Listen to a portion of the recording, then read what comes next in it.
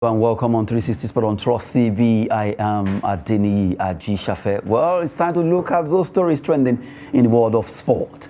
We'll be talking about the first time Nigeria will be having a national cross-country championship that will be coming up in Jos, Plateau State, coming from the Federal Ministry of Youth and Sport Development there. Well, this is the first time. It has never happened in Nigeria, and we'll be looking at this particular story. I have in the studio Olawale Peters. Good to have you. Yeah, good evening, Adeni. It's my pleasure to be back to studio. Yes, that first story. First national cross-country championship in Nigeria, and it will be in Jos Plateau State because they look at the terrain that will actually fit for that sport.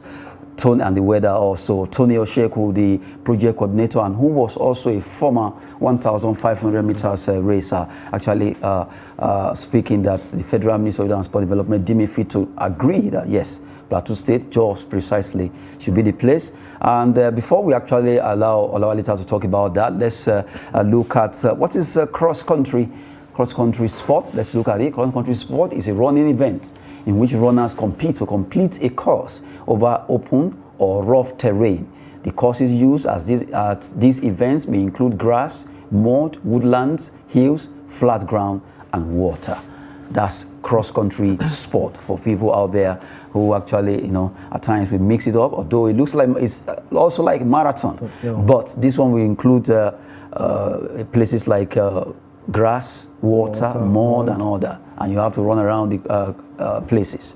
Yeah, and I think it's a very good development, and it's a very good one, and it's an opportunity for us to see if we can also be competing with the likes of Kenya, Nairobi, and what Ethiopia, Uganda. So it's a very good one for the country. But I always have an issue with our time when we want to do things in this country. February 18th. You are talking about we are starting the presidential election on 25th of February, and you want to have a marathon on 18th magnitude on the 18th. So that means the people have to be there, and we know the security situation in the country right now, and we know Plateau, we know Jos also when you are talking about insecurity. It could be. So is this the right time to do this? One thing about policy is you may have a good policy, but if the timing it's very, very, very wrong. Just like the Naira design that we are going through the pains right now. It's a very fantastic policy. It's a very good one. It's going to curb a lot of issues, but the timing, it is wrong. So this also, I think the timing, it's seriously wrong. In my own opinion, I don't think it's the time for us to do this. This is something that you can look at for after election. It's something that you just want to achieve everything because it's tenure, before their tenure it's over. No, that's why there's continuity in government. If you have a good proposal or a good plan that you are unable to achieve during your tenure, pass it over to whoever is coming in after you to implement. Look at a lot of infrastructure and development that we've seen in this country. Take it or leave it. It's not something that started with one administration. Look at the Open University, for example. Let me go there. A lot of people will think that the Open University was done by Obasanjo. No, it started from late Shehu Shagari's regime. That was when they started the Open University scheme. And look at when they did the implementation, and look at when everybody is enjoying it now. So the same thing should go for our sport. It's not a must for you that when you are starting a project, you must finish it so that they come and give you a handshake that, oh, Adeni, you've done very well. This is your... No, the timing in terms of the political situation, the insecurity, even where are they even going to... The people you are inviting, where are they going to get the money to transport themselves to the venue?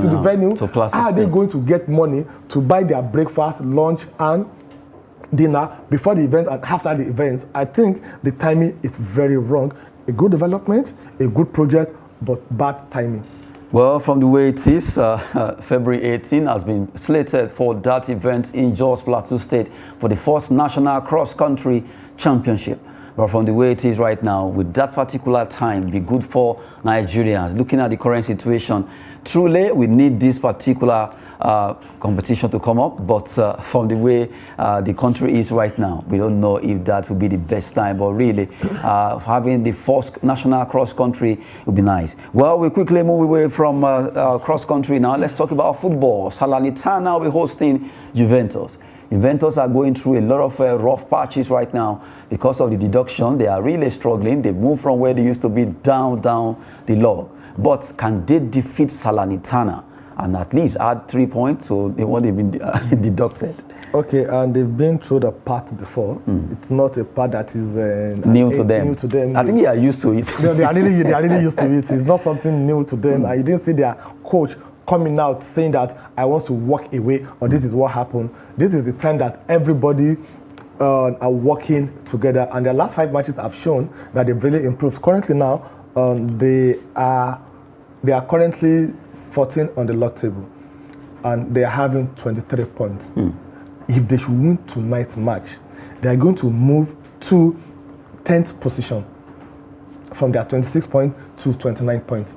So it's a match for them to really do what? To win. So it's not a match for them that they want to joke with or they want to draw. And we know Salernitana now, they used to be the whipping team in La Liga, Italian Serie A last season. But this season, they've really picked up. They are doing very well. But notwithstanding, I see Juventus going all out tonight to win the match, to move them up the ladder, up the table to 10th position.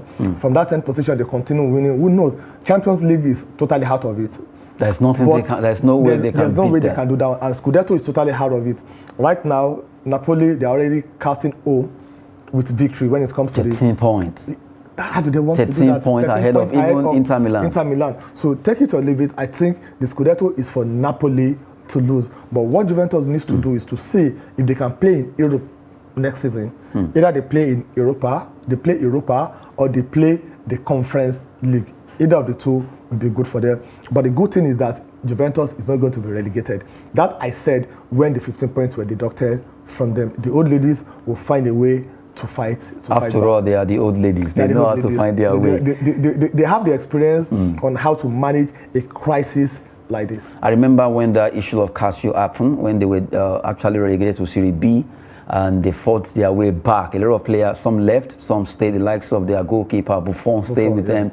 And today is an icon with that club. But right now, Juventus need to up their game if they are going to win this match, because it's not really easy for them. But let's see what they'll be doing against Salernitana as they fight hard concerning the Italia Serie A. They are giving you update concerning that particular match that will be coming up. And now, the big one will be happening.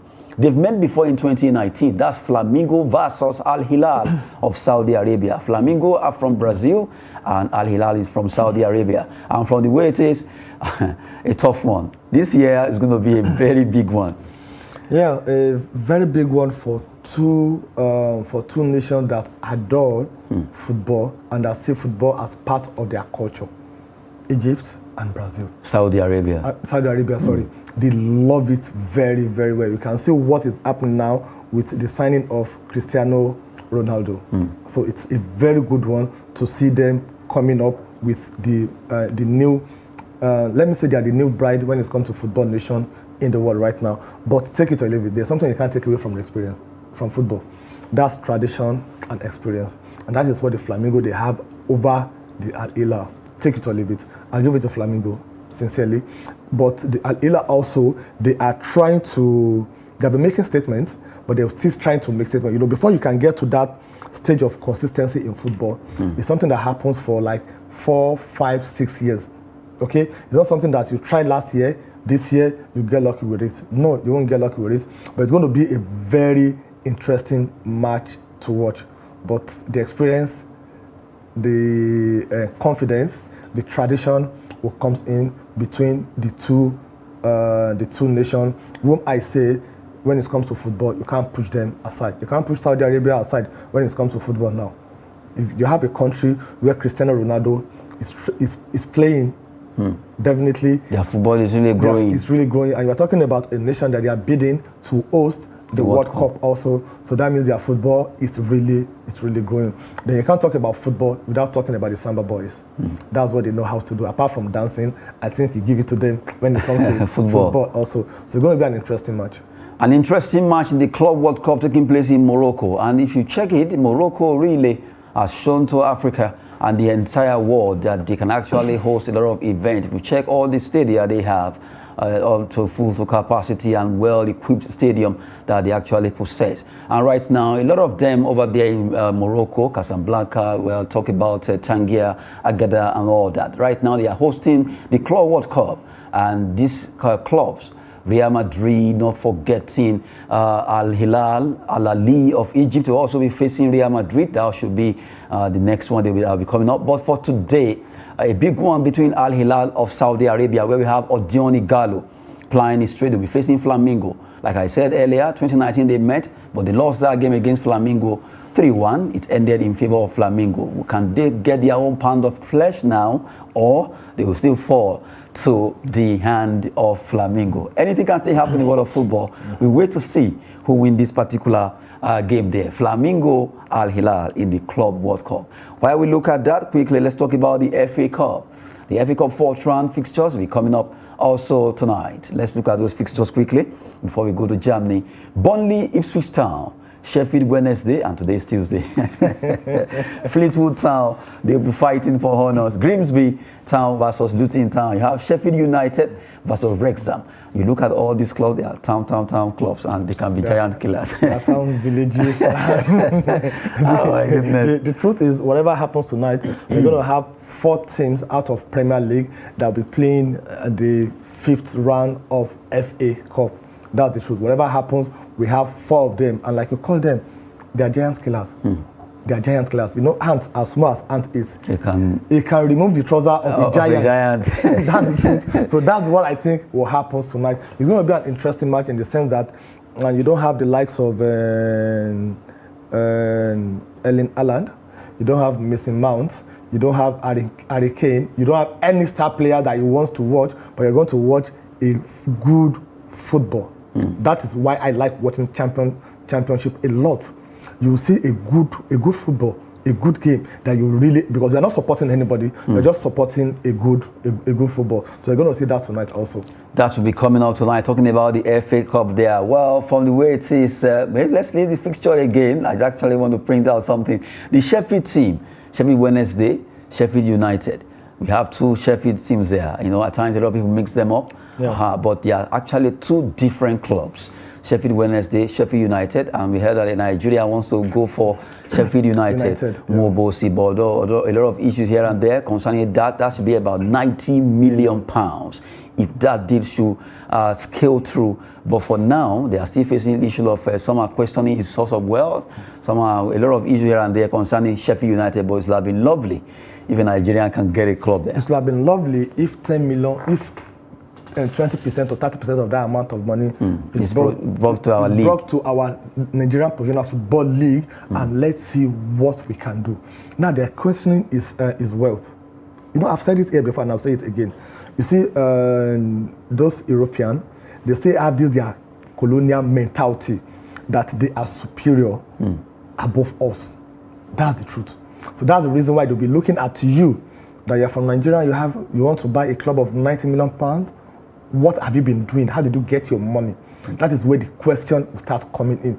But you come to your own country, no place like home, and take 20 or 30% of that amount of money and inject it to Nigerian League. Inject it to Nigerian League. You see what we're going to experience? Probably instead of talking about Al Hilal and Flamengo playing, we'll be talking about Lobby Star, Eyimba, or any of Nigerian team playing at the Club World Cup. Club World Cup. That is what we are talking about, and that is what if we should start that, the likes of Otedola, Fashola, Dangote, Bua, all of them also will look at, someone have done this, let me do the same thing. I have my own team.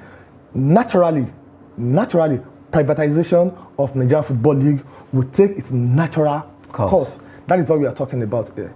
Well, hopefully things can be done right when it comes to football business or sport business in Nigeria. We always still see it as fun, but really, sport is business. If you really want to go into it, all we need to do is take it more seriously, and we'll see lots of revenue being generated by each. Is it local government, is it state, or even federal, and also individual corporate bodies will make money. But if we follow the tenets of running sports as business. Now, from there, let's go to Germany. Matches will also be playing the German DFB Pokal, what they call German Cup. We have Sandhausen versus Freiburg, and you have Darmstadt versus Eintracht Frankfurt. Eintracht Frankfurt and Freiburg actually applied their trade in the German Bundesliga, but Darmstadt and Sandhausen down below. But it doesn't work that way because this is a cup. Anything can still happen. Sandhausen can actually fall Freiburg, or Darmstadt gets Frankfurt out. Yeah, definitely. This football, what you have on paper is different from what will happen during the field of play. So at the end of the day, it's all about your concentration, your commitment, your dedication, and how good you are when you are taking your chances. That's what football is all about. It's not about you have the name or you have the team or you have the pedigree. What can you do during the 90 minutes? It's not something that happens forever and ever. It has a start time and end time. So what are you able to achieve within that 90-minute period is what will really happen. You can't underrate all this. There's funny way and the lower team they have for their team. Before you even pronounce it, you'll be trying not to bite your tongue. But they play soccer. They play soccer. Okay, if you had to pick, despite the fact that Sandhausen and Darmstadt are actually smaller and when you look at their value or whatever against Freiburg and Frankfurt, who will you be standing with between Sandhausen SV versus SC Freiburg? Okay, I'll take Sandhausen to win over Freiburg. That's the truth. Home advantage, and a surprise happened in football also. So it shouldn't be about the name or the size or whatever. So I'll go for them above Freiburg. Then now, for the next Eintracht Frankfurt, that was Darmstadt. I'll give it to Frankfurt. The reason not because it is Frankfurt, because they will have an advantage of playing at home. So they have that confidence. Why the visitor will like, oh, I'm going to Frankfurt. Will it be possible for me? They'll play them with that respect, which I don't expect them to do. But take it or leave it, Frankfurt will win the match. Well, if you could do this for Germany, why don't you do it for the FA Cup? Can we have the FA Cup there? Let's see if it can actually give us another result there. Well, this is Ipswich Town. I remember Finidi George went to play Ipswich Town. Ipswich Town versus Burnley. Burnley, formerly, they have Sean Dyche as their manager, though he's no longer there now. But from the way it is, who are you standing with here? Okay, I'm going to go with Burnley because currently now they are topping the championship. So that shows that they have what it takes for you to be topping championship. It's tougher there more than in Premier League. That's the truth. And they are also playing at home. So they have their performance currently. They're on top of their performance currently right now, and they have the home advantage. So based on that, I'm going to give it to them. Then for the next match, and that's the Chelsea Wednesday. So let's see what the Chelsea Wednesday will do with the Fleetwood Town. And they have wood there. So if they are able to win them, what will happen? But irrespective of what happened, I think Sheffield Wednesday should be able to take that. Yes, we've been seeing them times without number playing in the FA Cup. They'll come and they'll go. So I'll give it to Sheffield Wednesday. Therefore, for Grimsby Town and Luton Town, I'll give it to them. So Grimsby? No. Luton? I'll give it to the Luton Town because we saw what they did. The last year FA Cup, there are some surprises with some Premier League team they played with.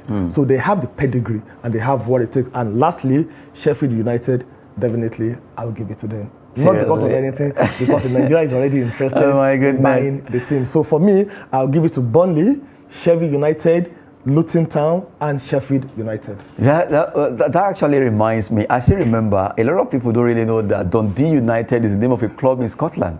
Now, in Nigeria, they believe, it's like an abusive, you Dundee United. Oh my goodness. Probably because of the performance of the Dundee United. As at that time. That's why they look at it that you are Dundee United. What a way to go. Just giving you some update and also taking you back into the history side of football. The FA Cup and looking at those fixtures that will be coming up. And who knows the team that will win? Is it Sheffield Wednesday or Sheffield United? Not forgetting Fleetwood Town, Luton Town, all of them fighting for honor. Darmstadt, Eintracht Frankfurt, all of them will be playing tonight. Salernitana, Juventus will also be fighting in that particular game. And the big one in the Club World Cup between Flamengo and Al Hilal will also be coming up. And that match, we want to see Brazilian being pitched against Saudi Arabia. Remember, Saudi Arabia defeated against the World Cup. Maybe they want to use this one to see if they can beat Brazil. Well, just a way of catching some fun there. Before we go, Manchester United right now will be selling a lot of players that involve Anthony Martial, Maguire, Harry, not forgetting Alex Telles, to make room for Harry Kane or Victor Osimhen? They really want to go for Osimhen or Victor or Harry Kane? Okay, a good one. A good one. They really need that striker, but I don't see them going for Osimhen when they have option of going for Harry Kane. But right, even now, Tottenham are saying they won't sell to a rival EPL club. Well, they can say that now, but they see money, they should know also that Harry Kane contract is going to expire next year, 2024. So if they did not cash out from him now, in the next 6 months, legally he has the right to talk to a club and agree verbally with them that I'm coming to play for you. So if they don't want to sell him, it will be for the next 1 year. But after that 1 year, they don't have hold on where the player goes or not. So if they are wise enough, this is an opportunity for them to sell him and to cash out. You can't be a prolific striker, consistent striker, tested and trusted striker like Harry Kane, and you want to end your career without winning a trophy. Right now, he has entered the club of 200 goals in Premier League. So he only has Wayne Rooney, who has scored 208 goals ahead of him in second position. Harry Kane is third position, and you have Alan Shearer, who has scored 260 goals. He has broken the record of Tottenham of being the highest goal scorer, 264 goals. So what else? Are they going to win Premier League? No. Are they going to win Champions League? No. But he wants to win a trophy. That is his mission and vision right now, and that he can achieve with Tottenham. He has won a lot of Golden Boot. Golden Boot and trophy is not the same thing. So Tottenham, they will have no choice in the next 6 months if they didn't sell him now than for the player to go for himself. Then for Manchester United, they would definitely prefer to go for Harry Kane more than Osimhen. We know them very well. They have their own sentiments. Take it or leave it. How many African players have you seen played in Manchester United and the player has been successful? Just give me 2 names. That is an angle that Osimhen needs to look at. He needs to look at his future, because all clubs, they have their own culture. Take it or leave it. They will not give you playing time or whatever. You should go to a place or a club that you can rise to that level of being nominated among the best player in the world. Because right now, for someone that has played 17 matches and scored 16 goals, is the deadliest striker in the world, if you ask me. Erling Haaland is a box striker. He doesn't do or perform anything outside box. He scores. He doesn't give assists also. But Osimhen can still run around, do things like that. Osimhen is even a box-to-box striker. He runs around the pitch. He assists the players. So he's not waiting for people to give him the ball. He go out there to struggle for the ball and score the goal. So to me, I think Osimhen should think deeply. He should look at Barcelona. He should look at Real Madrid. He should look at Bayern Munich to go rather than going for Manchester United. Let's see if Osimhen could be going to Real Madrid or Barcelona. A lot of story here and there. We've been giving you that when it comes to 360 Sport. Olawale Peters has been in the studio with us. Thank you very much. It's my pleasure being here, Adeniyi. I am Adeniyi Ajisafe. Thanks for watching.